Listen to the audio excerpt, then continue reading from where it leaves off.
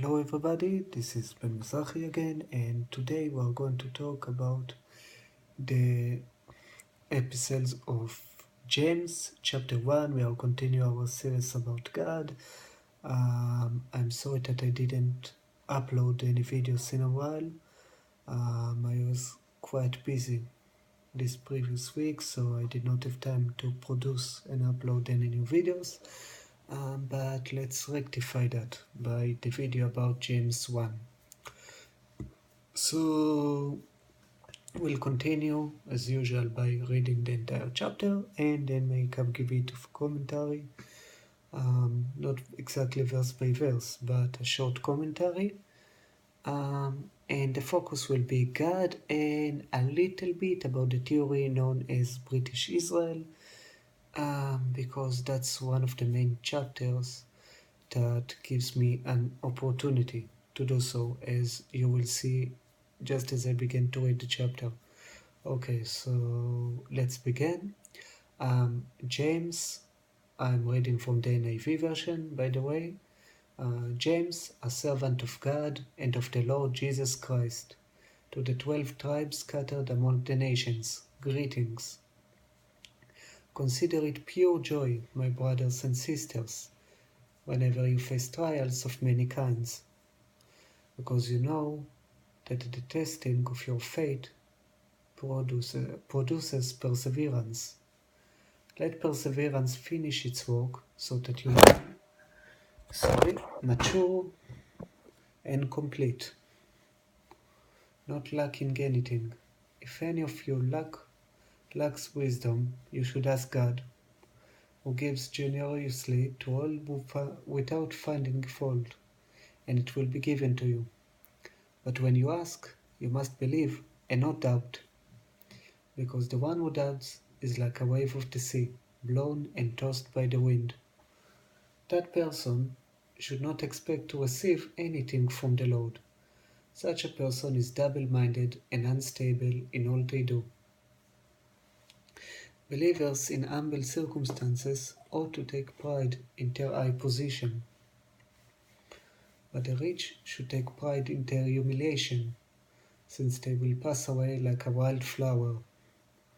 For the sun rises with scorching heat and withers the plant. Its blossom falls and its beauty is destroyed. In the same way, the rich will fade away, even while they go on about their business. Blessed is the one who perseveres under trial, because having stood the test, that person will receive the crown of life that the Lord has promised to those who love Him. When tempted, no one should say, God is tempting me, for God cannot be tempted by evil, nor does He tempt anyone, but each person is tempted when they are dragged away by their own evil desire and enticed. Then, after desire is conceived, it gives birth to sin, and sin, when it is full grown, gives birth to death. Don't be deceived, my dear brothers and sisters. Every good and perfect gift is from above, coming down from the Father of the heavenly lights, who does not change like shifting shadows. He chose to give us birth through the words of truth, that we might be a kind of first fruits of all He created. My dear brothers and sisters, take note of this. Everyone should be quick to listen, slow to speak, and slow to become angry, because human anger does not produce righteousness that God desires. Therefore, get rid of all moral filth and the evil that is so prevalent, and humbly accept the word planted in you, which can save you. Do not merely listen to the word, and so deceive yourself. Do what it says. Anyone who listens to the word but does not do what it says is like someone who looks at his face in a mirror, and after looking at himself goes away and immediately forget what he looks like. But whoever looks intently into the perfect law that gives freedom and continues in it, not forgetting what they revealed by doing it, they will be blessed in what they do. Those who consider themselves religious and yet do not keep the tight rein on their tongues deceive themselves, and their religion is worthless. Religion that God our Father accepts as pure and faultless is this: to look after orphans and widows in their distress and to keep oneself from being polluted by the world. Okay, so here we have plenty of things to talk about, so let's begin. I will begin by the first verse. James, a servant of God and of the Lord of Jesus Christ, to the 12 tribes scattered among the nations, greeting. Now, James, or Jacob, as he was originally known, we know he was not merely the servant, he was actually the half brother of Jesus Christ. We know he was the leader of the early church in Jerusalem. He probably represented the more strict and a bit more Judaized elements within the church. And that's the only one of his writing that survived. There are a few epistles and acts and gospel and one gospel even that pretends to be from James, but they are not. That's the only writing of James that survived. And what does James address in this epistle? He addresses the 12 tribes scattered among the nations. So you see, the Jews are not all the 12 tribes. The Jews are only the tribes of Judah, Benjamin, and some of Levi. While Benjamin actually fled later and separated from the Jews. So what the 12 tribes scattered abroad? Now, I believe in the theory called British Israel, which states that the 10 lost tribes, as they are known, the House of Israel, are the northwestern European people, the people of Scandinavia, of Germany, especially the British Islands, northern France, the Low Countries, and so on, are the Israelites. They are descendants of the Scythians. Now, I will actually stay on this more a bit because this is important. This is a key to the entire Bible. So in the Bible, in the Old Testament, we continually see a separation between the house of Judah, or the Jews, and the house of Israel, or the house of Ephraim, as they are sometimes known, which are the 10 tribes that form the kingdom of Israel. We see that they are given different prophecies, they have completely different characters, and they even have different problems, like the main problem of the house of Judah, the Jews, was race mixing, while the main problem of the house of Israel was always idol worshipping. So we see that distinction in the Bible, and both were punished for their sins. Judah was punished by being exiled to Babylon. The house of Israel was punished by being exiled to Assyria. And basically, here most scholars will say that the 10 lost tribes are lost to history. They are either assimilated in the local Mesopotamian population, or they assimilated into the Jews during the Babylonian captivity. I say they are both bullocks, they are nonsense explanations, because they completely contradict all the prophecies. For example, Ezekiel 37 about the house of Judah and the house of Israel being reunited in the end times, only after the second coming of Jesus. So it cannot have happened before that, and they must remain distinct for it to happen, of course.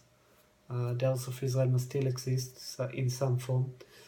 Genesis 49, which details the end time traits of each individual tribe, which means each individual tribe actually must have survived and have some form of national characteristics, meaning they have to be different nations for each tribe. So we can see that in the Bible. That's just a few examples.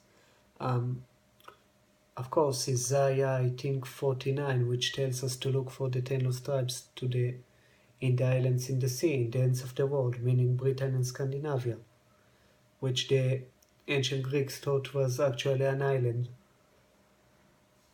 So we can see that throughout the Bible. What happened, we know from history that the house of Israel, the kingdom of Israel, what we call the kingdom of Israel, was known to the surrounding people as the house of Omri, Bet Umriah in Assyrian. That's not actually surprising. The house of Judah, for example, was probably known, kingdom of Judah, sorry, was probably known as the house of David to the local kingdoms, because they used to call the kingdoms for their founding dynasties or their ruling dynasties. So that's actually quite unsurprising, quite expectable.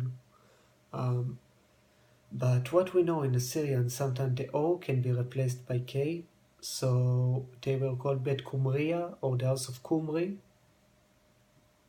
And incidentally, only around 2 decades after the exile of the Israelites in 722 BC, we see a new people called the Cimmerians or the Kumri actually arising and devastating the Assyrian Empire. They devastated the first Armenian kingdom of Urartu, and then they split up. Some of them went west, they were still known as the Kumri, and they settled eventually in Western Europe, in the Iberian Peninsula, in the northern part, and British Islands. For example, the Welsh still call themselves Cymry in Welsh. The Greeks called them Keltoi, and of course the Romans knew them as Keltai. That's why we all know them as Celts today. But originally, in their own languages, they were known as the Kumri or the Kimri. Of course, they were named after Omri, the king of Israel.